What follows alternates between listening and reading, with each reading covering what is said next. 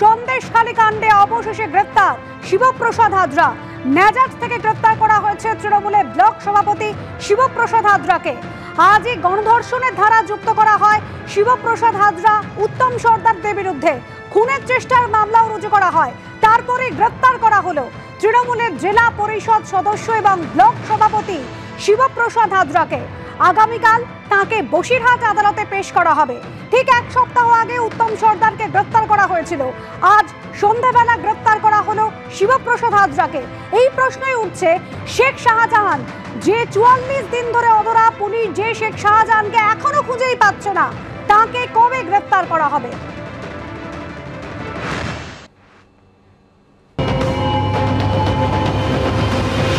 দুজনের নামে এফআইআরটা ছিল, শিবু হাজরা আর উত্তম সরকার।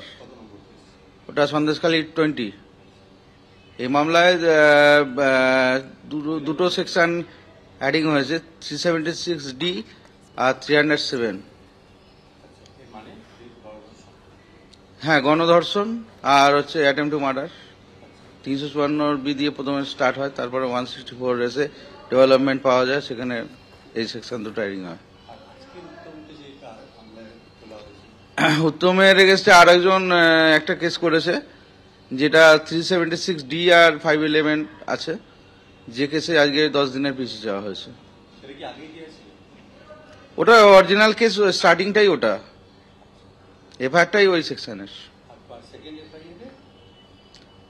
সেকেন্ড এফআইআর কিছু না, পুরো নম্বরেও দুজনের নামে আছে। আর ওই কেসটা উত্তম সরকার অ্যান্ড টু আদার্স দুজন আরো আছে। এক্সপ্লয়েট করেছে এই শিবু হাজরা বা ধরুন উত্তম সরকার, মেয়েদেরকে যে দিনের পর দিন এক্সপ্লয়েট করেছে, সে ধরনের অভিযোগ আমরা এইভাবে পাচ্ছি। হয়তো ভবিষ্যতে আরো পারবো। অলরেডি দুটো কেস আমরা অলরেডি পেয়েছি। গণধর্ষণে অভিযুক্ত এই শিবপ্রসাদ হাজরা এবং উত্তম সর্দার এবং শিবপ্রসাদ হাজরা, তাদের বিরুদ্ধে আজ গণধর্ষণ এবং খুনের চেষ্টার ধারা যুক্ত করা হয়েছে। সন্দেশখালীর ব্লক সভাপতি শিবপ্রসাদ হাজরা, তারপরেই তাকে গ্রেফতার করা হলো। এর আগে তৃণমূলের পক্ষ থেকে বারবার করে বলা হচ্ছিল সাজানো ঘটনা, সন্দেশখালী ঘটনা ঘটানো হয়েছে বহিরাগত ভাড়া করে, কিন্তু সেই তথ্য কার্যত খারিজ করলো পুলিশই। শিবপ্রসাদ হাজরা এবং উত্তম সর্দার, তাদের বিরুদ্ধে অবশেষে গণধর্ষণের ধারা রুজু করলো পুলিশ।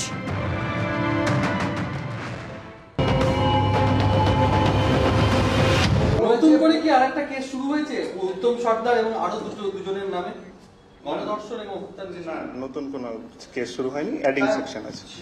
নির্যাতিতা বলেছে করেছেন শিবু হাজরা এবং উত্তম সর্দারের বিরুদ্ধে। হ্যাঁ, একটা কেসে একটা সেকশন অ্যাড হয়েছে, ওটা ইনভেস্টিগেশনের পরে বলবো।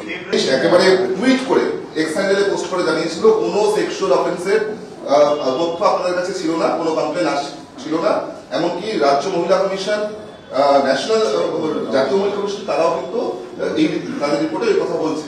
আপনারা টুইট করে জানিয়েছিলেন। আজকে যে গণধর্ষণের অভিযোগটা আসছে সামনে, এটা নিয়ে কি বলবেন? এটা পরে এসছে, এটা কোর্টের জবানবন্দিতে এসছে। এর যেটা ইনভেস্টিগেশনে আমাদের আসবে, ওটা যথাযথ মানে অ্যাকশন নেওয়া হবে। পুলিশ কোনো কিছু লুকাবার চেষ্টা করেনি। আমরা প্রথম থেকেই বলেছি যার যে কমপ্লেন্টস আছে ওটা আমাদেরকে দিন, যেইভাবে কমপ্লেন্টস আছে ওই সেকশনেই মামলা রুজু করা হয়েছে। Whatever the statement, you see, it is like this thing. Statement made, she did not make any statement before us. Okay? She makes a statement before a magistrate. Whatever, 164. Whatever, and it is, I'm not saying that is truth or that is false. 100% we have to take that. How can we ignore that statement she has made? Primarily, when a complainant comes to us and tells us something, we will assume it to be true, isn't it? That's why so we have, whatever these sections are attracted will be put and have been put. And whatever action needs to be taken against the people will be taken.